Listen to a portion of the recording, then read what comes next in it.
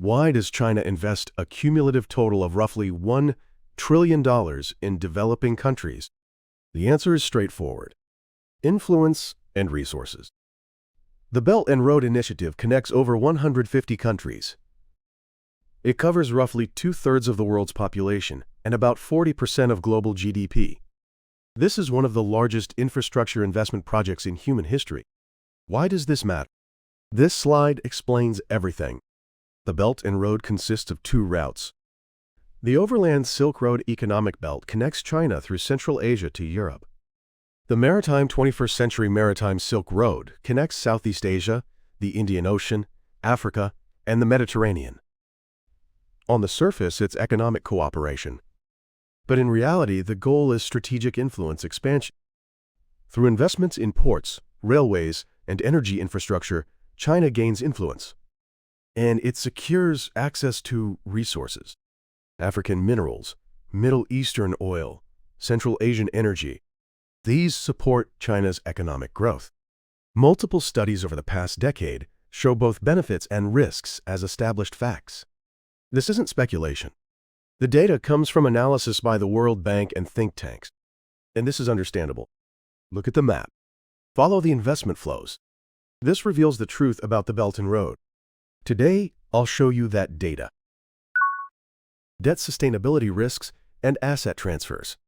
This is the pattern observed in some Belt and Road projects. Stage 1. China provides massive low-interest loans to developing countries. However, some projects have insufficient economic viability. Stage 2. When repayment becomes difficult, China proposes long-term leases of operating rights. In exchange, it provides foreign currency funding. Stage 3. Long-term operating rights for critical infrastructure like ports and mines transfer to Chinese companies. However, we should be cautious about uniformly labeling this as a trap. Project-specific viability, contract terms, and the political and economic factors of recipient countries also play crucial roles. Sri Lanka's Hambantota port is the most well-known case. In 2017, China Merchants Port paid $1.12 billion for a 99-year operating lease. These funds were allocated to Sri Lanka's foreign exchange reserves. However, the construction loan itself remained with Sri Lanka. This isn't a simple story of debt forgiveness in exchange for seizing a port. It's a complex transaction combining long-term leasing and financing amid foreign currency shortages. Subsequently, Sri Lanka defaulted in 2022. But in June 2024, it reached a final agreement on debt restructuring with creditor nations including China. The process is advancing within an international coordination framework. China has also softened its previous stance and is participating in the international debt restructuring process. In Djibouti, China began operating its first overseas military base in 2017. It secured strategic access to the Red Sea and Suez Canal. This is a military foothold at a critical choke point for global trade. Multiple factors underlie the base's establishment: infrastructure financing, port usage, anti-piracy operations off Somalia, and securing military presence in the Middle East and Africa. These geopolitical interests converge. The simple explanation of debt for base exchange oversimplifies the reality. These port investments aren't random. They're part of a strategic arrangement called the String of Pearls. Gwadar Port in Pakistan. It secures oil import routes from the Persian Gulf. It gains direct access to the Indian Ocean. Piraeus Port in Greece. It has become one of the largest hub ports in the Mediterranean. It's a critical gateway for China-Europe trade. Hambantota Port in Sri Lanka. It's located in the center of the Indian Ocean. It's a choke point on the maritime route, connecting the Strait of Malacca and the Middle East. Investment in and operational involvement with these ports enhances influence over supply and commercial flows. However, rather than claiming route control, we should understand this as influence strengthening. The Belt and Road isn't just about ports. Resource access is another core objective. In Africa, China invests in cobalt, lithium, and rare earths. These are critical minerals essential for next-generation energy. China demonstrates overwhelming presence in the supply chains for these critical minerals. In Latin America, it secures access to oil, iron ore, and agricultural products. It achieves energy security and stable food supply. In Central Asia, it secures natural gas and uranium resources. It achieves energy diversification. This resource security enables sustained growth of Chinese manufacturing, and it reduces dependence on Western technology. But China's strategy isn't unlimited. Countervailing forces exist. The Quad, the United States, Japan, Australia, and India, and the G7-led PGII, the Partnership for Global Infrastructure and Investment. These counter China's influence expansion in the Indo-Pacific region. Infrastructure Investment Access. PGII provides alternative financing, emphasizing transparency and sustainability. It presents options that mitigate debt sustainability risks. Military Cooperation Axis. The Malabar Joint Military Exercises strengthen maritime security.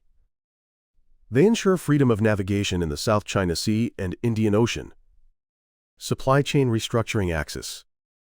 Through multiple frameworks including IPEF, they're diversifying supply networks for semiconductors, rare earths, and pharmaceuticals away from China dependence. They strengthen economic security. This three-axis strategy forms an effective countermeasure to the Belt and Road. But the Belt and Road is entering a turning point. Massive bad debts and China's domestic economic slowdown, these are forcing a strategic shift. Peaking in 2016, China's overseas lending has declined significantly. It's shifting from massive all-at-once infrastructure investments to more selective, smaller-scale projects. The Xi Jinping administration announced a policy shift toward small and beautiful projects. These are low-cost, low-risk projects in digital technology and renewable energy. Not expansion at all costs, but risk management and quality emphasis. The Belt and Road is changing its nature. China itself is struggling with loan recovery, from quantity to quality and toward risk avoidance. This is the current reality of the Belt and Road. Now let's consolidate today's analysis. Here's what this all means. First, debt issues and acquisition of strategic asset operating rights. The 99-year lease of Sri Lanka's Hambantota port, the acquisition of Djibouti's military base. These cannot be uniformly described as simple debt traps. Project-specific viability, contract terms, and the political and economic factors of recipient countries play crucial roles. However, the fact remains that China has acquired long-term operating rights to strategic assets. Second, the string of pearls strategy.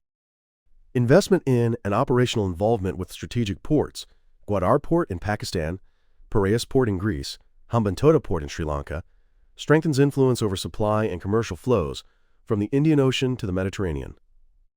This isn't route control, but gradual influence strengthening. Third, resource control and shift toward risk management. China demonstrates overwhelming presence in supply chains for critical minerals like cobalt and lithium, supporting sustained growth of Chinese manufacturing.